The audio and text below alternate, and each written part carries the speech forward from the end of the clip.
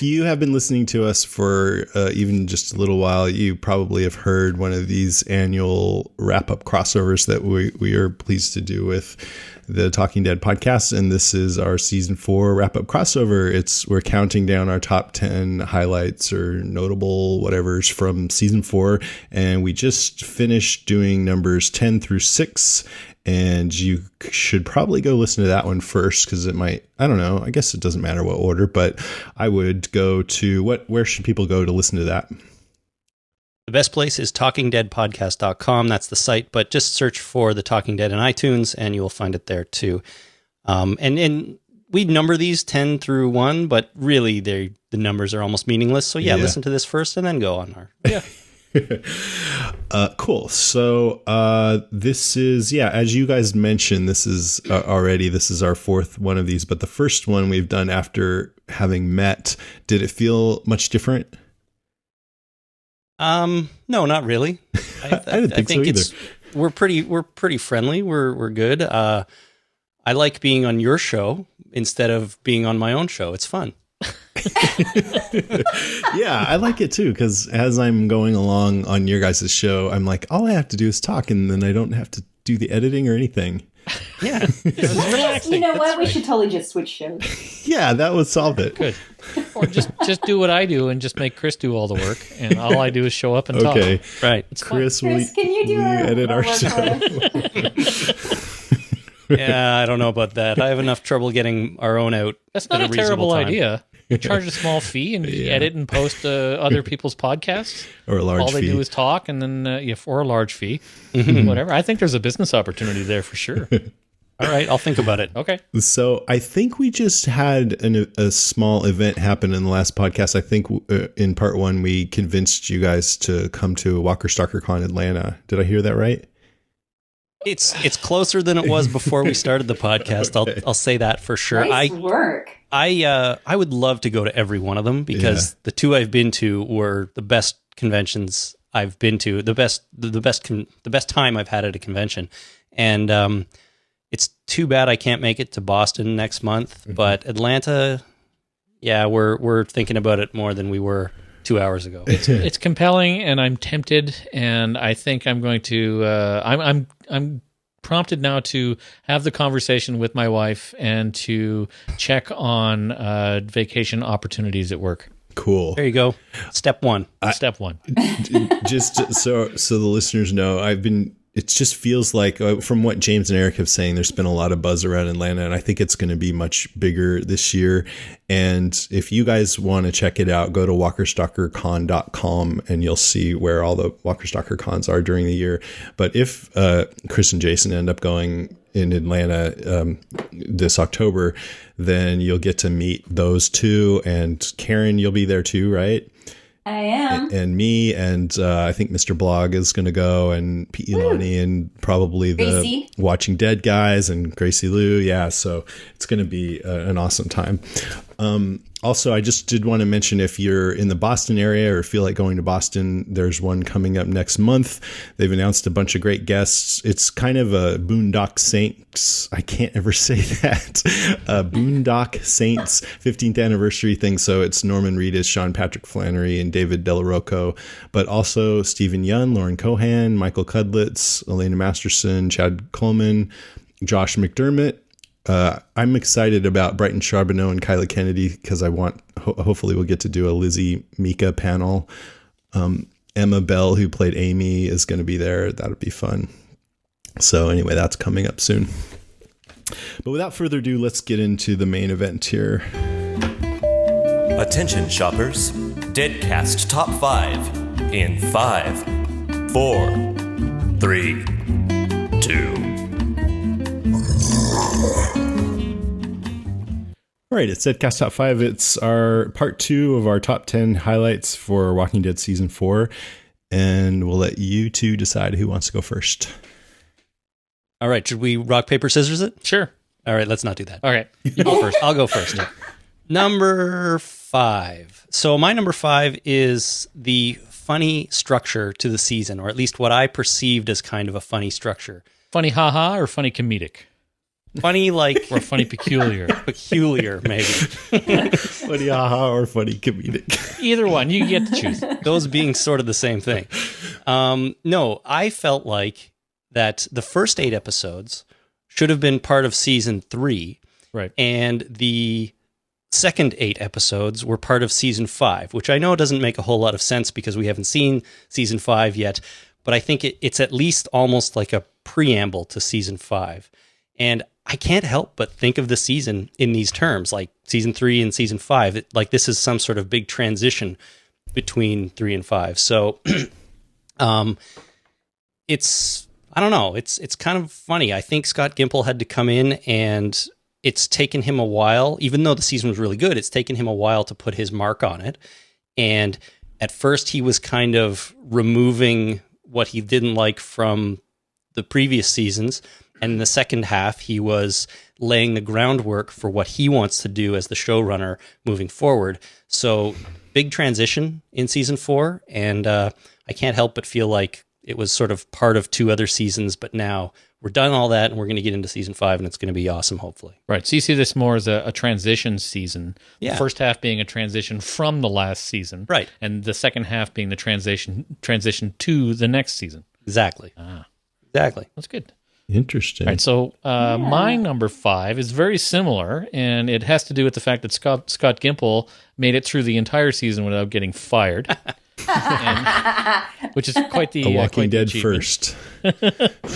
And it's similar in that the first half of the season, he had to take care of old business. He had to get rid of the governor. He had to make it, get that storyline out of the way and get to, I guess it's exactly the same as yours. Get to what he wanted to do and how do we get there. And I think he did a really good job on getting us to the next phase of this show. Do you guys have a feeling like that? Like this was sort of a transition from one to the next? Not really. I mean, I definitely see what you're talking about, especially, wanting to sort of pay off the governor in a way that people felt like wasn't their, hopes and expectations weren't met last season. So that there had to be time spent on that. But I have to say, I feel like he did it all with such just really juicy plots and great character development and these amazing moments that it didn't feel like, oh, this is a workmanlike way to get us away from where we don't want to be to where we do want to be. It felt like some great TV to me. So I didn't feel, I don't like to think that it was somehow lesser for having done what it did, but I do feel like, it was sort of transitioning away from the Mazzara era and into the Gimple era. Yeah, I don't think I'm saying that it's lesser, but I felt it, and I just felt him, feeling a need to put his stamp on it, and he had to do all these things first before he could really properly take over the control of the show here. So, and I mean, bottom line is, I think for the most part, he did a great job. I don't even want to say with what he had, because Glenn Mazzara did a lot of good stuff too. It's just, I don't think he really nailed the landing on season 3. So from where Scott Gimple was starting, he pulled it off, I'd say. Yeah, I mean, I think Mazzara, especially the first half of season 3, gave the show the kick that it needed, but some of the things that I didn't like were that the zombies seemed less scary and less of a threat, and I think right from the first episode, Gimple changed that. So there were some things that he corrected right off the bat, and they were just immediately satisfying to me. That was cool. And I wonder have you both read the comics so you know it's coming? I've read everything. I'm up to issue 100, which is a bit behind, but it's farther ahead than the TV show. Yeah. So I wonder if that informs your feelings of how this is a transitional season. Like, I don't know what's coming at all. And so, right. I mean, if there's something big coming, and you could sort of view it that way, For sure, but I don't even really mean sort of, like, I'm trying not to think ahead too far in terms of what they're going to do on the show, but I don't know where it's going. And storyline, like, I'm not really thinking transition in terms of storyline, just transition in terms of where it was left and sort of the style the show had and where where at the time we kind of thought it was going to where I want it to be or where I think it should be in terms of tone and style and stuff like that. So I think Scott Gimple has a very different concept of what the show should be than Glenn Mazzara did. And I could feel that changeover. And it took the most of the season, but I could feel them doing it. As for where the story's going, I don't know. Yeah, it's hard to tell. Okay. All right. Karen, you want to go? Okay, so my number 5 is the introduction of 3 new fabulous characters: Dr. Eugene Porter, Sergeant Abraham Ford, and Rosita Espinoza. I thought all 3 of them were the most intriguing characters so far, pretty much. I loved them. I thought they were a breath of fresh air. And I can't wait to spend more time with them. I like that they have sort of a positive purpose. They're not there to, they're there to save humanity, rather than just, we're going to kill you and eat you or eat you. I love the actor who plays, I love all 3 actors, but I especially love the actor who plays Eugene Porter, Josh McDermott. He's so fantastic. His delivery is just wonderful. Lines like, "I was in an amped up state due to rapid firing weapons." I mean, what's not to love about that? So, those 3, I could watch them for a long, long time. Are they going to get their own spin-off show? Like yes, please. The lone gunman from the X-Files? Right. How they got their own show for a little while there? Are you saying that they're more intriguing than any of the other characters that have ever been on the show? Oh, sorry. In season 4. The newly introduced? Yeah. Oh, I see. They were Okay. they were what I thought for season 4, they were the ones that I wanted to watch the most. Got it. I loved a lot of the other characters, but those 3 were great. At first, I gotta say, they came off a little bit cartoony for me, especially Abraham. But I've already gotten used to them, and I'm already totally on board because Eugene is hilarious and interesting, and you're right. At least they have a mission and they're trying to do something, and we'll find out more about that down the road, I guess. Yeah. Yep. I mean, I totally agree with that. I think they're really interesting in and of themselves, but they come off, especially Abraham and Eugene, so like caricatures or something, or that they're tonally different than the other people on the show, that it feels like they stepped in from another show and they don't totally, for me at least, fit in with the rest of the show. But I want them to, and they're not that far off. But especially Eugene just seems like not as much of a real grounded person as the others are. In fact, Eugene almost makes me miss Milton because he's a little more believable to me of a autistic type. So, I had those feelings about them. I mean, I did like them just as far as they were interesting to watch and stuff like that, but they just didn't seem to fit. Oh, I disagree. You know what it is? It feels like, I just realized, it feels like to me they haven't been through some of the crazy stuff that all the other characters have been through. It feels like they're 2 years into the zombie apocalypse and they haven't had to live through all the horrible things that everyone else has. That's really, I think, kind of, yeah. I think they feel They're all it feels shiny. like they just have it together. They're all yeah, shiny, you haven't new. They haven't seen together what they've too been much. through. I know, but they have to be able to portray that in their characterizations, and I don't know if they've been able to do that yet. Mm-hmm. And maybe they just need time, right? Yeah, I mean, Well, I really hope that as season 5 goes on, that we get to know them better and that they get fleshed out more and feel more like real people. I hope they're not But the first ones even- eaten. Yeah, even Me too. Michonne was a caricature for a long time. She was, the tough, brooding, tough guy type. But now she's much more of a fleshed out character, and I really enjoy her character. So maybe if we give Eugene and we give them all a chance, they'll be much richer characters as we learn about them. That's a great point, because I felt almost the same way about Michonne, that I actually liked that she was on the show, and I thought Denai Guerrera looked just like her, the way she was portrayed. But yeah, that she came off a little comic booky, and then as time went on, I don't even think about that anymore. So it's almost exactly the same. Okay, it's my turn, right? But before I start, I just wanted to just reiterate that I felt like this was the best season yet, and I thought Scott Gimple did a fantastic job. I especially because it felt like it was deeper in a lot of respects. There were things that connected, and the characters felt a little more solid, and there wasn't as many of the flaws that Walking Dead has had before, where I feel like it gets too soap opera-ish, or the people are speechifying a lot and stuff. And so I wanted us to say how we rank the seasons in order of favorites to least favorite. Okay. You guys 1, go. 4, 2, 3. What? 1, 4, 2, 3. 4, 2. 1, 4, 2, 3. I like the first season the best, and then the fourth season. This season is second best, and then 2 and 3. 2, 3. I totally agree with that. Number 1, number 4, number 2, then number 3. You guys make good partners. You do. I have to say I'm 4, 3, 2, 1.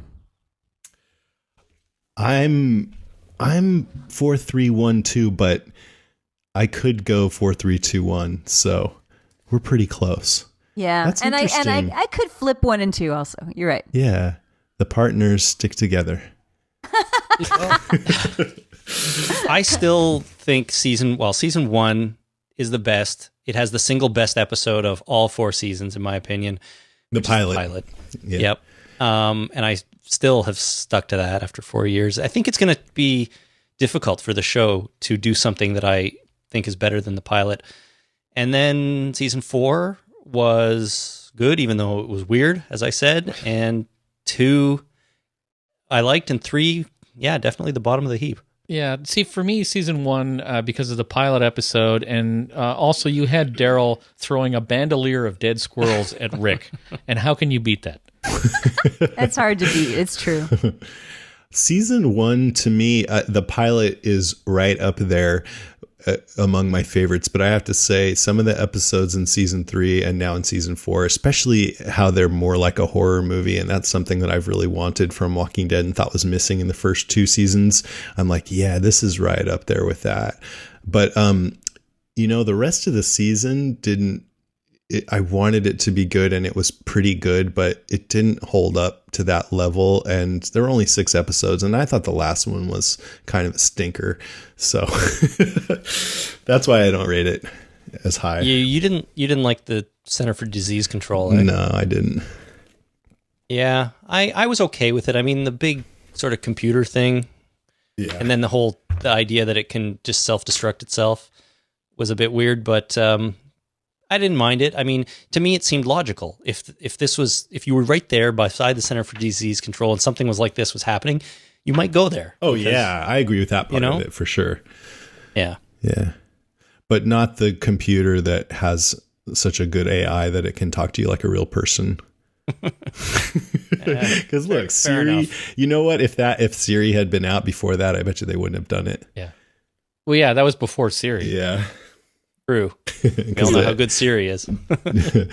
Okay, so my number 5 is actually the horror moviness of the season. There were a lot of scenes this year that felt like they were paying much more attention to making it scarier and like horror movies. There were tribute zombies. Bub from Day of the Dead was in there. The scary opening of episode 2 with Karen wandering in the dark in the prison, or the scenes that I was saying when everyone's getting sick all at once inside that holding cell and overwhelming Herschel, and the zombies are breaking through the fence and sieging. I mean, I love zombie sieges because that goes back to Night of the Living Dead when they're stuck in a little house and there's zombies all around. So it felt like that. Something like in the first Governor episode when he goes to that, it was either an old folks home or a hospital, and it's just really creepy and like just creepy old zombies. And then there was that one in the bathtub that killed himself and tried to kill himself and didn't have any legs or something. I forget. Or when Daryl and Beth were locked in the trunk and the zombies were scratching at them. Just scary. And then just having a mortuary at all, but scenes in the mortuary. So I felt like the zombies were scarier in general this season, also more threatening in a lot of ways than ever before, and I really love that. And I think it's essential for this show to keep the zombies not always central to the plot, but to bring them back in and have them be really important from time to time and to be really scary. And they looked great this season too. Shout out to Greg Nicotero and his crew. My God, there were some. They were just fabulously gory zombies, and the ones in the tunnel that you could see light through them. Oh, great. That was good. Totally, yeah. And the ones all stuck in the rocks and stuff. They're so creative too. The burnt zombies. Oh yeah, the crispy zombies. They were great. They got to keep doing that, though. They got to keep making them interesting. But hearing you just list off all those different sort of creepy horror type scenes reminded me of all of them and made me like it even more, I think, because Cool. I'd totally forgotten about that one in the bathtub where with the governor. That was good stuff for sure. Cool. I think it's your turn. It is my turn. My number 4, this is probably a quick one, but the governor and his reintroduction and his demise. I think I've already said that I didn't love those 2 governor episodes, but I also didn't hate them. And I think Scott Gimple did a good job of bringing him back in and sort of resolving that storyline. But having already kind of talked about that a little bit, maybe I can mention that out of that story, we got Tara. And she has been sort of funny, hasn't done too much on the show yet, but if for nothing else, she will be there to cause some tension amongst the group because, as we all know, Glenn lied to Maggie about his relationship with Tara leaving the prison. So we do have that tension to look forward to. And I'm hoping they'll, pay it off in some sort of way. Hopefully they don't kill her off right in the premiere of season 5, escaping the boxcar or something like that, because I think there's something there and it'll be an interesting character to explore a little bit. I think she's going to be the first to go. I really do think that she's, if they got to kill somebody, it's going to be her. You're calling it right now, but then why would they introduce that lie there? They're going to want to do something with that. I don't know, but I'm really bad at this. I thought that that Herschel was going to be killed in the cold open of season 3. I was way off on that. I did too. So. Yeah. The lie, I felt like it's a little too similar to Carol keeping the secret that she killed Karen and David, all season from Tyrese. And I'm like, another one just like that. Yeah, I mean, maybe it won't be a big deal, but it's got to come into play somehow. You'd think so. You would think so, unless they just decide to kill her off. So I don't know, but I also don't want her to become like a hero too soon. If they decide to keep the character around and they want to make sure that there's no question about anyone's loyalty or whatever, they might give her too much and kind of make her a hero, build her up too fast. So I hope they don't do that either. Yeah, I don't like when all the characters are heroes. I want some of them to be really flawed. For sure. She jumped into the governor's net really fast. I mean, she didn't question anything. She went, headlong into, okay, let's go get those jokers out of the prison. I mean, she took his word, and I'm mad at that. I'm still mad. I mean, I like her very much, and I think she's very remorseful, but that was a big mistake. They blindly followed that crazy guy. I'd like to think I wouldn't have done that. I'm sure probably would have, but I'd like to think I wouldn't have. Oh, yeah. I'd have been long dead before that ever came out. Yeah, that's true. I would not be around. You're right. Yeah, that's a good point, Karen. Jason? All right, so my number 4, we've covered this in the episode on the Talking Dead quite thoroughly, but my number 4 was Carol, Melissa McBride, in this episode. I really liked her character arc. I really liked what Melissa did with the character. I really like how everything that she's doing, and that she's doing questionable, if not downright nasty things. And man, I would hate to be a little different or a little sick near her. In any way a threat. Right. Anyway, just any way to upset her sense of security, that just puts you right on the chopping block. That's right. Look at the flowers, Jason. I feel fine. I feel fine. I don't Everything's like flowers. good. It's just a tickle in my throat. Okay, your turn, Karen. Okay, my turn. Actually, I'm gonna take a pass because my number 4 was the shock of the Lizzie storyline, but we already covered that. So yeah, the Lizzie thing blew my head clean off. What was it like when you saw that? Were you with David? I was with David, and as I mentioned before, David is not a guy who is given to extremes or anything. He's really very cool, and I saw him on the chair next to me, and his jaw had dropped open. He had that shock look on his face, and I'm like, "That's right, The Walking Dead, shocking my unflappable husband." Yeah, it was great. I mean, I didn't see it coming. I've got to say, it shocked me, and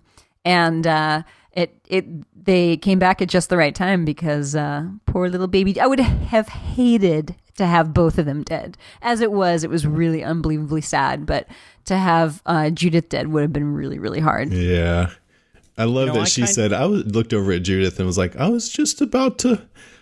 Yeah. Yeah. Right. I kind of did see it coming a little bit for various reasons, but I also couldn't believe that they went there.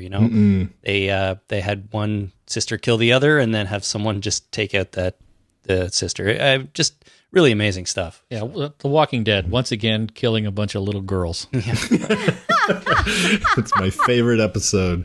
What does that say about us? Wow, little girls really don't have a good track record on this show. It's true. No, they need to kill some little boys. Come on. For sure. Make it even. Make it fair. Yeah. And horses. Oh, they're bad with horses too. Yeah. Watch out, Judith. Watch out. Deers don't have it that great either, I guess. Okay, it's my turn.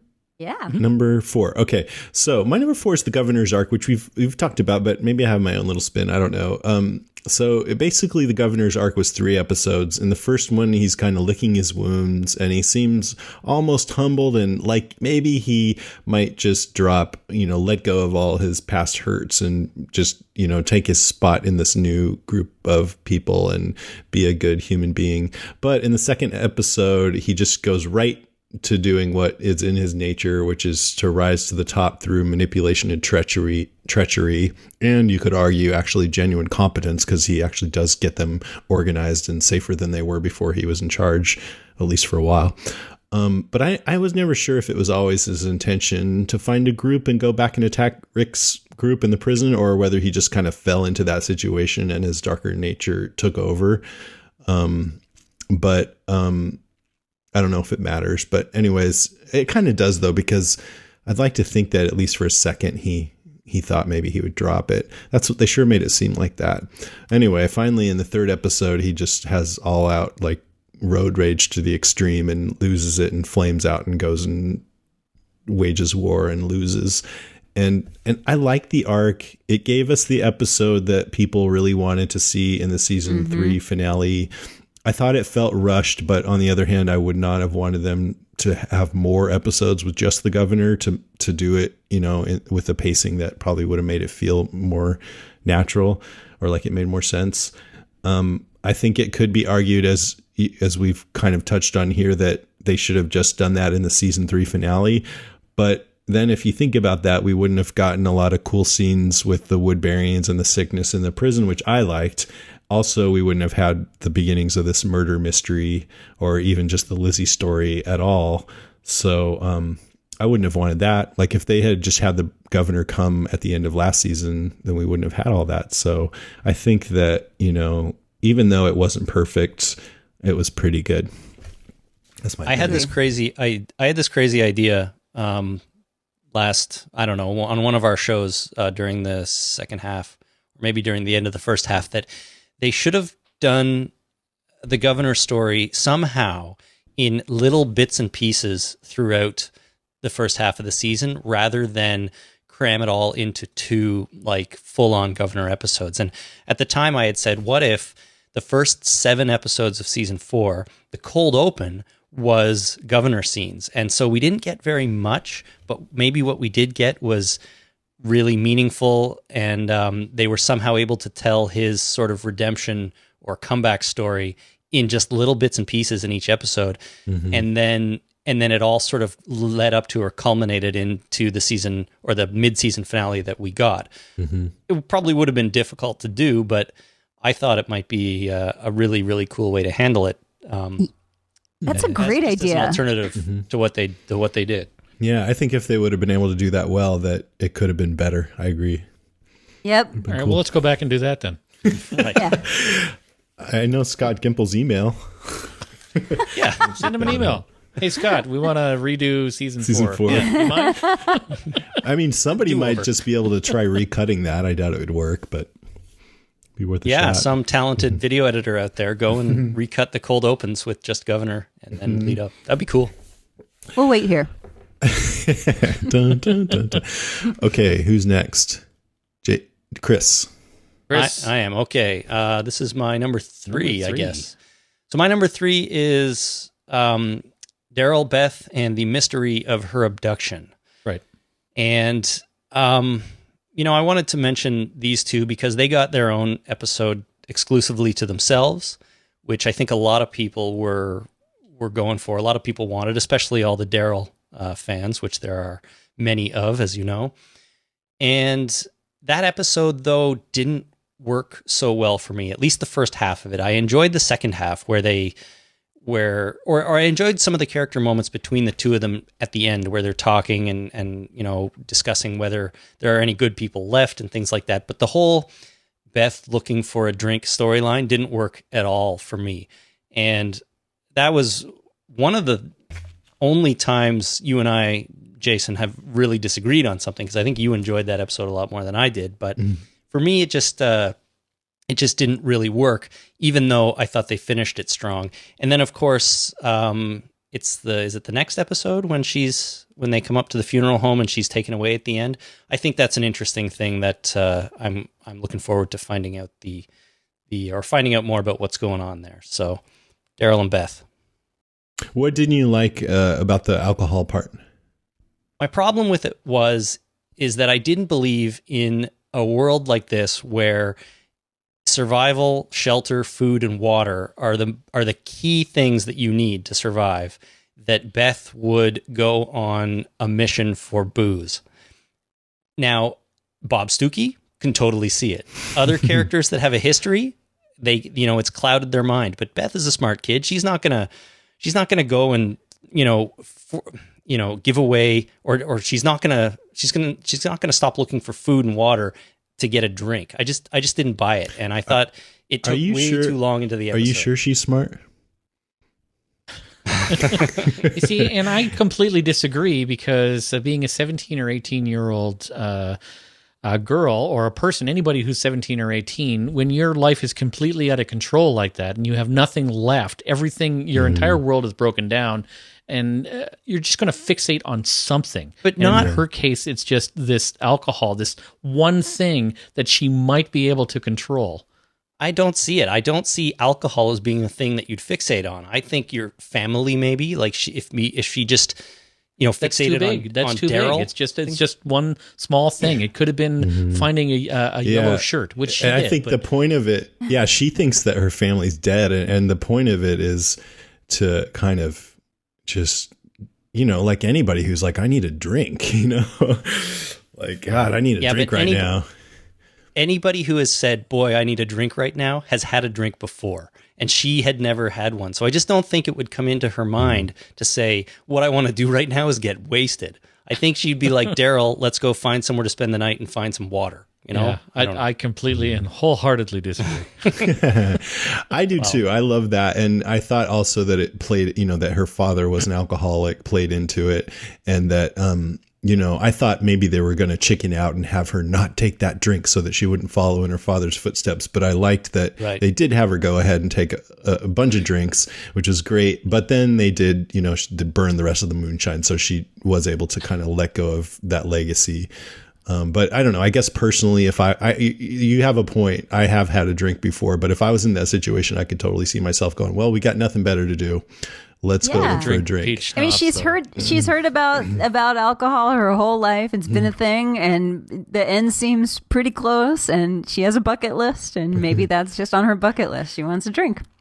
It reminded me and Karen too of the scene or the whole thing in Zombieland with them looking for a Twinkie too. Yeah, exactly. But that's a comedy.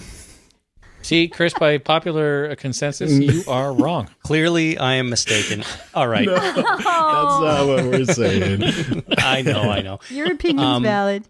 Yeah, Just, your opinion's valid. I did enjoy how the episode ended up. And once they got to that moonshine shack and sort of the themes of the episode came out a little bit more, I was fine with it. It's just how they got there. That's all. Mm-hmm. Yeah, and you're not alone. was, a lot of people I've heard said similar stuff too. Yeah, like my the biggest problem Walker with that episode was let's burn it down. Like, when in doubt, burn the building down. It really, that kind of annoyed me. Yeah, I mean, you have a place to sleep. Why burn it down? But it was symbolic, Jason. Yeah, and I think they it physically shows. burned it. It wasn't a symbolic burn. Well, no, the burn, but you know what I'm saying. Yeah. They're in kind of F it mode. And they're just like, what, nothing really matters anymore. Just do it. Kind of. Right. Okay. Whose turn is it now? I think it's mine. We're on number 3, right? Mm-hmm. All right. Yeah. So I'm going to pick apart the first episode. And my problem was in 30 Days Without an Accident, when they were in the big spot and all the zombies on the roof started coming through the roof in various random spots instead of the whole roof collapsing. So multiple individual sections of the roof failed at exactly the same time. And I just simply call bullshit. I don't know. Aren't you being a little too... It just annoyed me that they had all these zombie bombs in the big spot, and the helicopter that crashed into the roof was the last thing to come through. Like, first the zombies comes through, and it wasn't even just one section that failed. It was multiple individual human-sized sections that failed in various locations on the roof before the helicopter that crashed into the roof caused a massive structural failure. You're overthinking it. Pretty awesome set piece, though. It's great that Talking Dead, you guys have... Jason, you're always covering like those logical failures, more practical things. We don't really have that on ours, except the listeners will write in and do it for us sometimes. I just get annoyed. I just look at that scene as like a pretty cool set piece. Like, it was fun to watch. It was exciting and thrilling, scary, and I didn't worry about who was coming through the ceiling first. But I can see your point. Yeah. Yeah, for me, it points to the fact that I don't really know how things work very well, so then I don't get disappointed. I don't know how a roof works. Yeah, it's just up there. That's right. Like zombies. That's cool. Karen? All right. So my number 3, actually the last 3 for me, I'm going to tell you what my 3 favorite episodes were. I'm just going to concentrate on that because they actually ended up being my last 3. So, and this one is not really the entire episode as much as it is the intro in particular. And so it's episode number 13, Alone.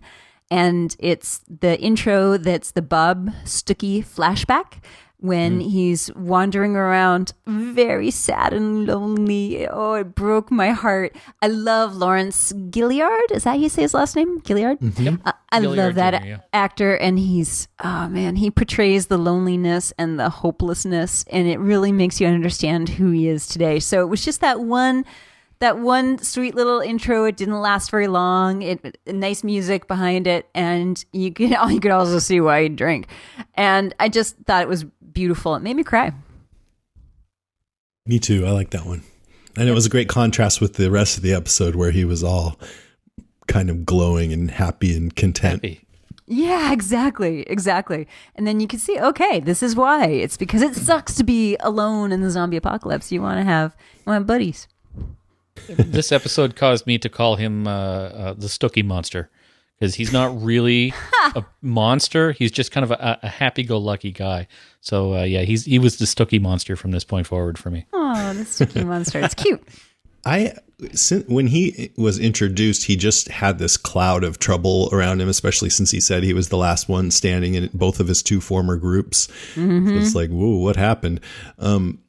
So I was kind of hoping that would see some kind of full potential where he would really mess things up. And he was messing things up early on, but he seemed to have straightened out. And I did enjoy seeing that one person who seemed kind of, I kind of dig this in a sea of angst. But I also was a little disappointed that he didn't mess up in a major way. He still might. There's still time. He still might. Yeah. They really might. I mean, he was eating sterno. How good can that be? Really, this is a man who doesn't make good choices. What is that? What is sterno? Sterno, that was the pink crap that he in that intro. But what it showed is it, him. though? It's a candle light. It's for like a lantern you light or like fuel. Okay. Yeah. For not just a lantern. For like a cooking stove. Okay. And Strong it's Wait, you pink. can eat that? Sterno? Yeah, I didn't know you could either, but it's he has alcohol problem, so it's Right. basically Well, it is pure alcohol. Yeah, it's grain alcohol. That's what it is. It's an alcohol. And stove. he was scooping the pink goop up, and at first I didn't know what that was. And one of our smart, eagle-eyed listeners said he was eating sterno. And I was like, oh yeah, sterno. Wow. So you can eat it, but you can't live off of it. Kids, don't try this at home. I imagine. You do not eat it. I think that they add something to it so that it's not considered alcohol, so it doesn't fall under regulations. So they add something to it to make it poison. So don't try it. don't It's poison, eat it. people. Yeah. Yeah, it is poison. Good to know. Okay. My number 3, is that where we are? Is Rick's arc. So, like I mentioned before, a major theme of this season was whether you can come back from the horrors that you've done. And we first see Rick, he's trying to come back by giving up violence, symbolized by the gun, his gun buried in the dirt, and he's farming and he's trying to show Carl a new way. And he doesn't want to go help kill the zombies even anymore or anything like that.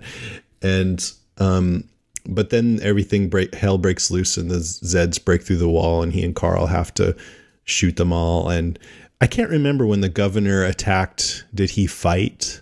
He must have, right? Yeah. Once everything broke out. Oh yeah, he worked Rick.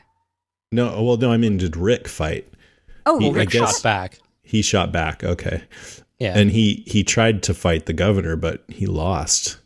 Yeah, he was broken. He was a broken man. And then he holed up in that house with Michonne and Carl, and the claimers broke in. He strangled one to death. So he's back to doing these horrific things by necessity.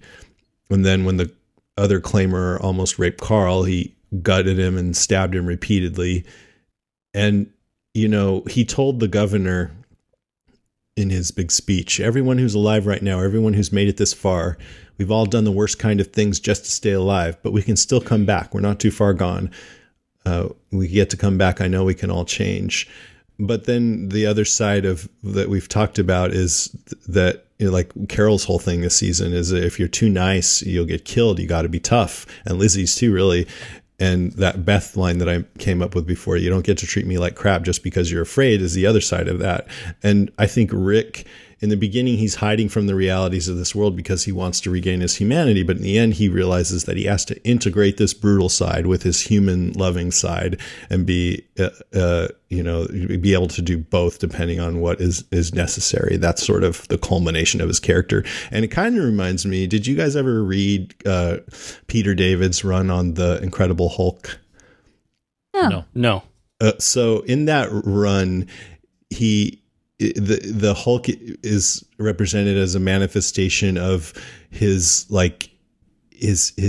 inner child, his id, because he was actually, I think they revealed that his father molested Bruce Banner as a kid. And so all that repressed anger came out as the Hulk. But then he went to the superhero psychologist Doc Samson, who taught him how to integrate it all together. So then Bruce Banner was just the Hulk from then on. He never turned back into Bruce Banner, and he was fully intelligent but also very strong. I know that's silly for me to bring that up, but it's just no, it's great. came into my mind.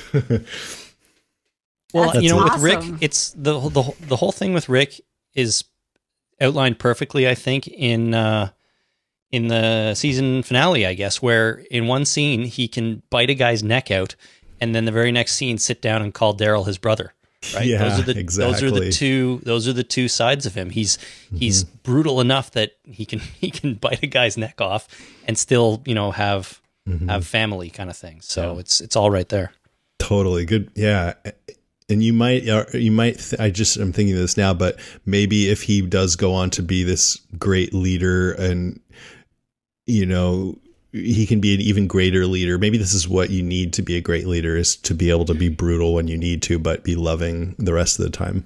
Yeah, I think some of the other characters in the show, well, when you look at the governor anyways, he's kind of only the one side. I mean, he did have love for his family, but deep down, he seemed to be more of a brutal guy all the time, and that didn't really work out for him. He wasn't able to protect the people when he wanted to protect them. But Rick is finding the balance a little bit more, it looks like. Well, the governor's only tool in his toolbox is brutality. Right? So even when he's protecting someone he loves, he uses brutality to do that.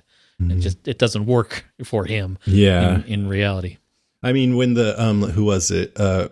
Herschel said, you had a daughter. How can you think of threatening somebody else's children? And governor said, because they're not mine.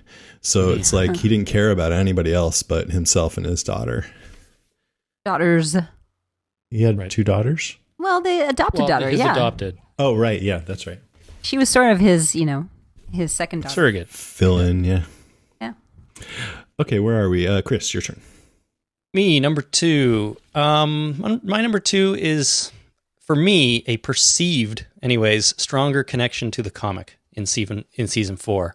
And, I don't know, because obviously the comic has always been there. It's the source material. I don't know if this season really had more influence from the comic, but for me, it felt like it. And I think Scott Gimple came out at one point and said that he really likes to keep things close to the comic. He likes to go back to that source material and pull out more stuff than I think the previous showrunners did. So, but I could feel it in this season that there was just a little bit more influence from the comic, and I'm a little bit conflicted about that, because as much as I do like to see, and I think it's fun to see the comic come to life on the TV, I also feel like I'm not quite as surprised as much by the show, at least when it comes to the grander storylines. Like, there are individual things and smaller stuff and moments that totally surprise me, but when you think about the whole story, the overall story, I feel like, so Herschel's stuck outside the prison. He's going to get his head cut off. The governor's going to show up with a tank, and there's going to be a big fight. Like, I felt like I could see that coming from a mile away, which, for some reason in the previous seasons, I didn't really ever have that feeling. So as much as I like to see it come to life on the TV, sometimes I feel like there's a little bit, if it's too close to the comic, I don't like that either. But, overall, I think Scott did a good job, even though he's brought it a bit closer, and who knows where we'll go from here. Yeah, I agree. I mean, I think it's pretty awesome to do some things very close, but if you do that too much, then it starts to get predictable. And it's a hard balance though to get. Right? Yeah, because totally. I mean, there are probably people out there that are like, I just want to see the comic like frame for frame on the TV, and I don't think that would be thrilling. I don't think there's very many people like that, though. Well, you're probably right, but at the same time, I don't want it to go way, way different. I mean, the comic is there; it's interesting source material, and they just got to find that balance. So yeah, but he is definitely more of a fan. I think it was revealed that when Glenn Mazzara wrote his season 1 episode, Wildfire, I think it was, that he hadn't even read the comic by that point. Really? Oh, really? Yeah. Wow. So anyway, okay, Jason. All right, so my number 2 has to do with the flu, and it's how it was resolved. No matter how much I like Glenn, and I love Glenn as a character, I love the fact that he's in the show.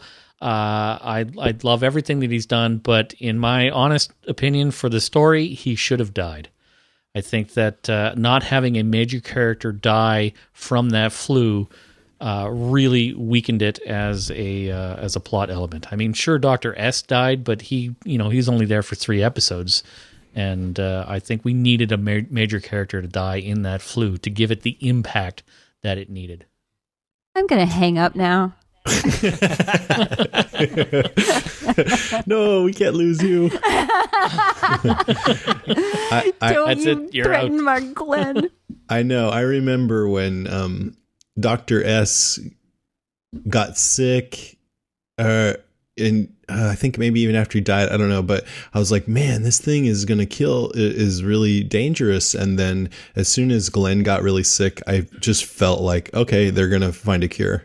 I didn't really think he was going to die. So if he would have, I would have been totally shocked and sad. Well, it would have been shocking, and it would have given it a lot of weight. And like I say, I love Glenn. I love the character. I'm glad that he's not dead, but I think that having a major, longtime character not die as a result of that flu really weakened that that storyline. What do you think about? Maybe you're going to cover this in your number one. So if you are, just tell me. But what do you think that no one big died in the finale? Did that disappoint you? No, because I think that would have been, it might have been a little too predictable. The fact that having someone die in the finale is a little too kind of, we have to do this because it's the finale and that's what you do in finales. Totally. So, and no, it was I'm not already like pretty thrilling without needing that anyway. Yeah. Yeah. Yeah, they did a good job on the finale without killing anyone. Although I went into it, to be perfectly honest, expecting someone to die. You know, you do kind of expect it. So the fact that no one did is almost more surprising, right? I mean, but then Shane was killed off in the second to last episode. So they've been known to do things that way too. So can't predict. It's interesting, that it was sort of subverting expectations not to kill anyone, which was, if that won't work unless the episode's already really good without it. But I thought that was good that they didn't. Yep. Okay, my turn. Number 2 is what I was missing from this season, and I kind of hope for next season. I've said I like Glenn best when he was awkward and inexperienced in the first couple of seasons. And I think he's gotten a little boring. But I also, this season, towards the end, was starting to get into like him as a full-on hero more than I have before. Still not as much, though, as when he was funny and kind of, stumbling over himself. But either way, I just want him to have meatier storylines next season. Like this season, he got really sick and he seemed to almost want to give up. And Herschel had to kind of bring back his spirits and everything, but he plowed through. And then after that, they got separated and he was determined to find Maggie. And that was pretty much his whole thing this year. And I want to see more like character development with him and just testing him and stuff like that, I guess. Other things I missed, I already mentioned, but I'm not so sure about Abraham and Eugene. They're interesting, but they feel a bit shoehorned in. So I hope they integrate better next season. I'm actually looking forward to seeing what they do with them, though. And I was going to try to think of more, but there really wasn't that much that I was straight up unhappy about. So I like to see them have a little more trouble killing the zombies sometimes, like Abraham did that one time. That'd be cool. Right. Yeah, even though he's clearly an experienced zombie killer, he had a bit of trouble that one time. Yeah. And you know what else I liked with Abraham is that scene where he pulled the dead body out of the car, and that dead body just ragdolled right out of that car. I thought it was a really good job by the extra, I guess. Totally. To just Unless ragdoll and flop. it might have just been a dummy. You think it was a dummy? Maybe. I remember thinking it didn't seem like it, right? It didn't seem like a dummy to me. Man. They're really good at making anatomically correct dummies that behave like real human bodies. So I wouldn't be surprised if it was a stuntman, and I wouldn't be surprised if it was some kind of automaton that they created just for this. Okay. Either way, I thought it looked really awesome. Yeah, it was good. All right, number 1. Me, number 1? Yep. All right, number 1. Well, I feel there's sort of been a theme here, at least with my picks all the way through, and almost with everybody, is that we've talked a lot about the characters, a lot about all the different characters.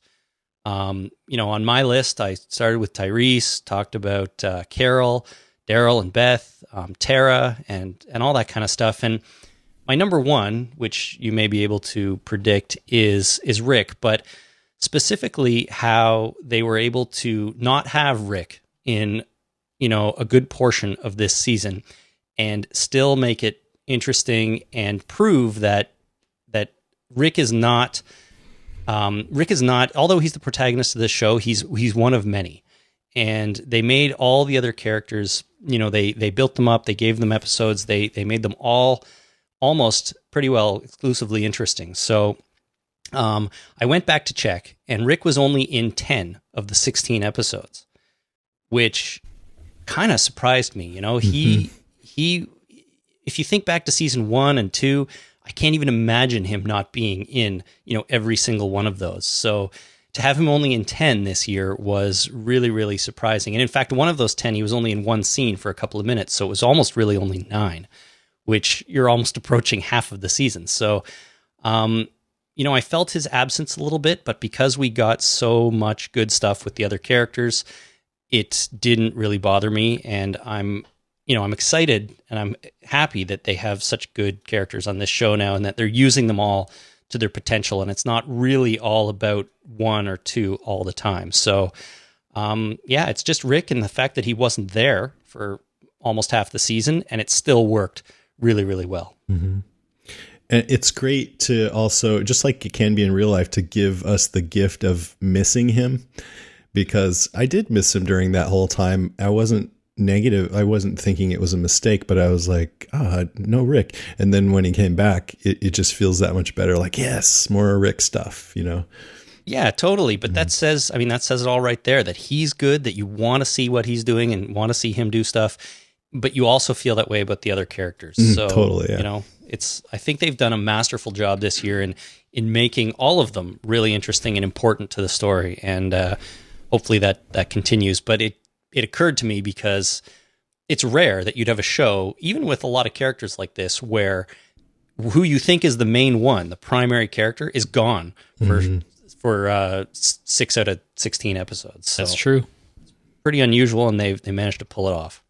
What do you think, Karen? Do you like they did that? I am glad they did that. It made it really interesting. I did pine for Rick, but I really after a while I was like, come on. I didn't just miss Rick either. I missed Michonne and I missed Carl.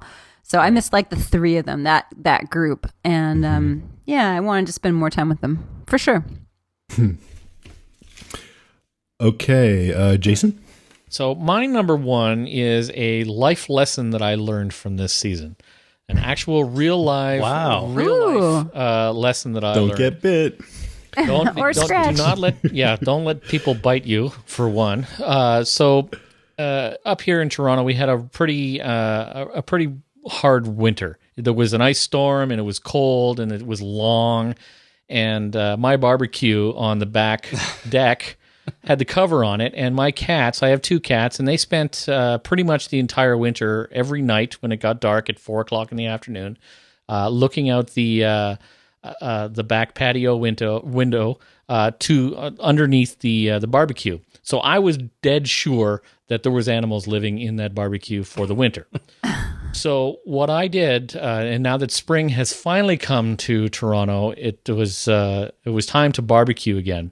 So when I went out to get the barbecue ready to make burgers last weekend, I did exactly what Daryl did at the Big Spot, or the Big Stop, or whatever it was, in the first episode. So he walked up to the window of the Big Stop and he banged on it and waited for the zombies to come before going in.